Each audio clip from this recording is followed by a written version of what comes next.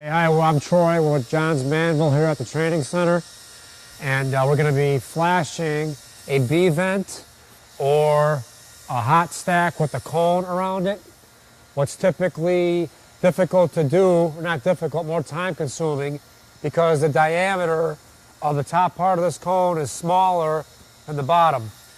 But first we're going to start out just as we would. Our field sheet is secured with screws and plates around the penetration. So I'm going to have to cover those with a target sheet. So I'm going to be 1.5 inches from my plate on both sides. That's how big my target needs to be on the outside. And then I'm going to take it past middle. So now when I come this way, I can tap onto this, and I need to be 1.5 inches past this plate, which is that. Okay, we always round our corners.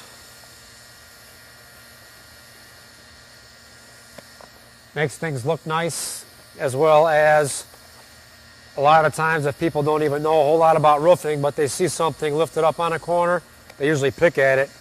Even though it won't take water, they think it's an issue. So I'm going to come in here, make sure my outsides are good where I'm supposed to be. I'm 1.5 inches past the bottom plate. The outside of my cone is going to be from here to here. And then of course, here's the base of it. So I'm going to take out this section, but I'm going to be 1 inch inside my outs.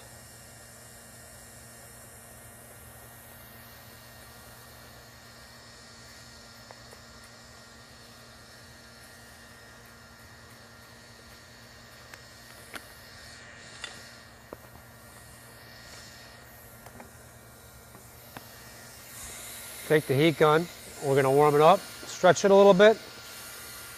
By stretching it, it makes it a little bit more flexible. Of course, anytime you do a wrap, a field wrap on a penetration, it always has to be a 2-piece wrap, which means my target, which is what I'm making now, has to be 1 inch up, and you want to finish the field wrap back over the top, back down onto it, a minimum of 1/2 inch. Now again, I'm where I need to be, 1 inch up around my cone. I'm going to start underneath it, right at the 90, or the base of this thing, at the base of the cone.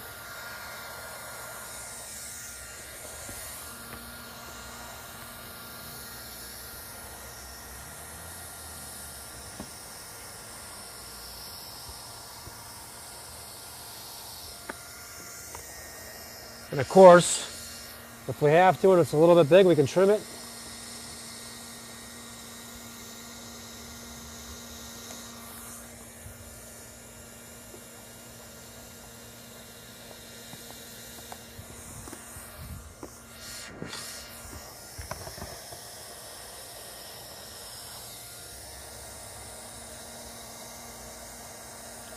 It's a minimum of 1 inch up. Okay, so I'm going to get both sides done at my 90. The reason you always want to start at your 90 when you're heat welding is because that's the hardest place for you to get your heat. Whenever I'm welding detail membrane, my heat gun is going to be, all welding is heat and pressure, so everybody's different. Another little trick too is if you stop, you're at your corner, that way when I bring my heat gun out all the way through, I won't get any wrinkles. Not that you couldn't do it the other way, but just makes it easier sometimes. And all welding is, again, is heat, pressure, and speed.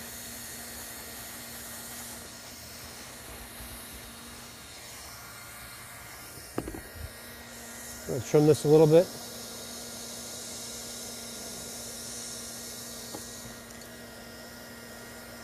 You like pretty. Okay, now I'm going to come to the other side.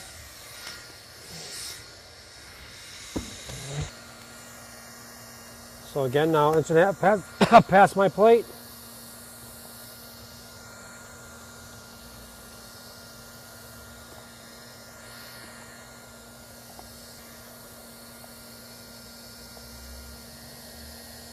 Marking my outs. And again, I'm going to cut it off 1.5 inches. We're going to go right at the 90 or the base of the cone again.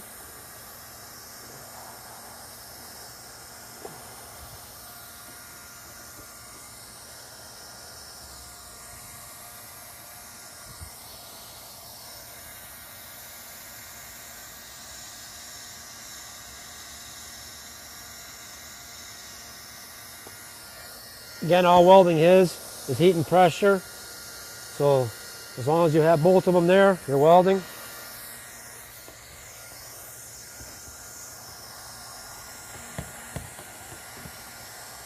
Your T-joint, which is right here, is the Achilles heel of single ply.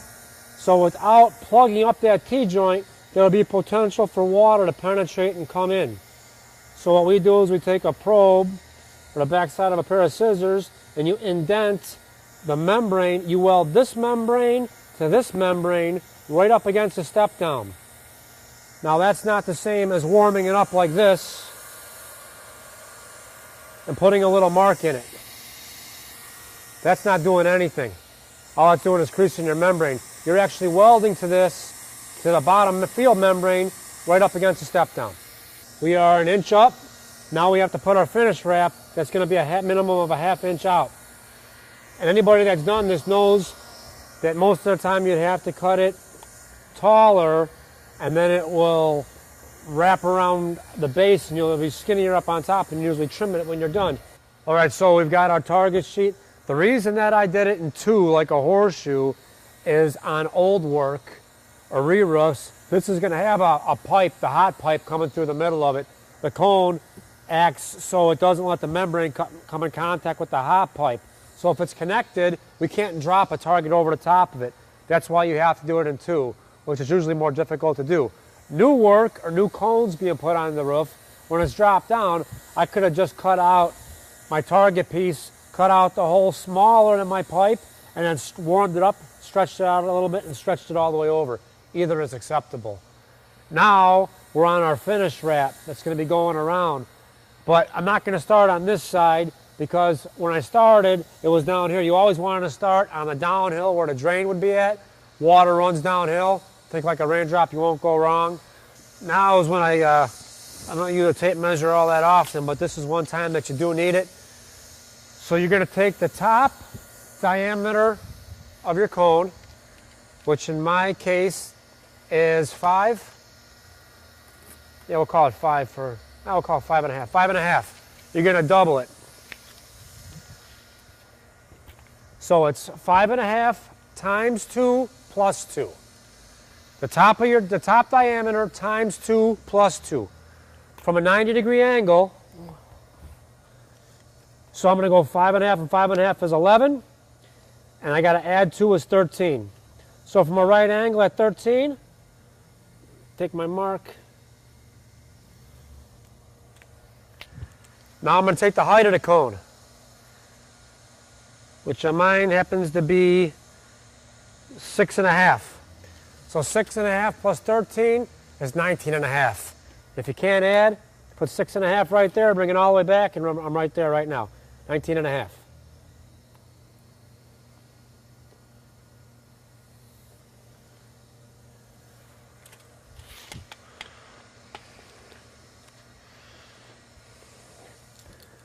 It's going to be our wrap.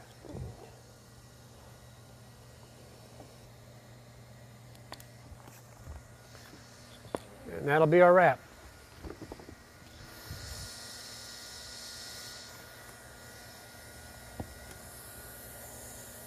Ooh, nice and pretty. Right now I've got a perfect wrap all the way around my cone. I have to turn it down onto the flat of the roof, a minimum of a 1/2 inch, but you always also want to drop the top of it down so I can get a band around it and some caulk. And then of course your hot stack is coming through. So in order to fan it on the flat, I'm going to warm it and stretch it before I wrap it around.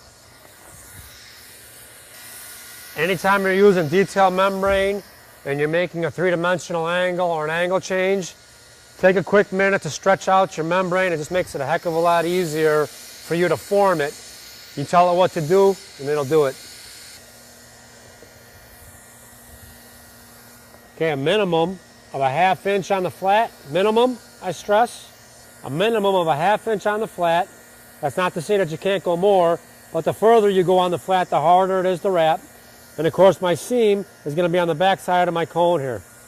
So I get it positioned.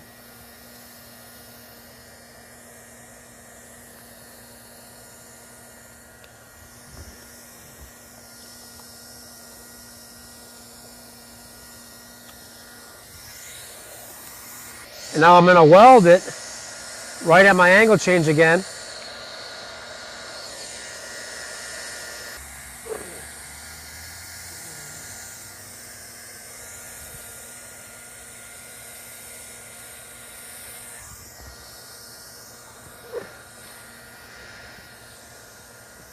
Again, I've got a minimum of 1.5 inches on my overlap, a minimum of a 1/2 inch on my flat all the way around, and I'm good.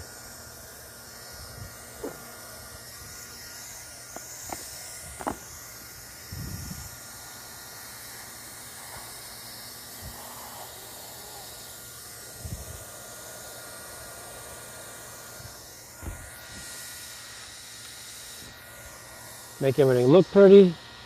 Take off my corner. Corners are for bus stops and stamps. Get rid of them. Weld inside out. And again, you got to make sure that you weld this side all the way around before you finish bringing this side. That's why I left this side open.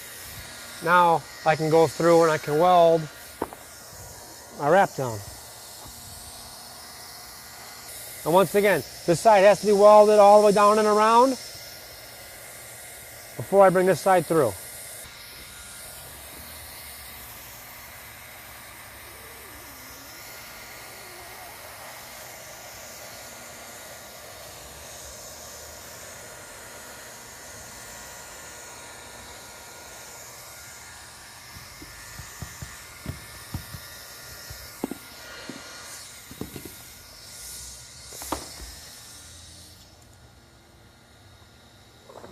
Square this up a little bit, make it look nice. Make sure that you're nice and tight, 100% tight, and we're good.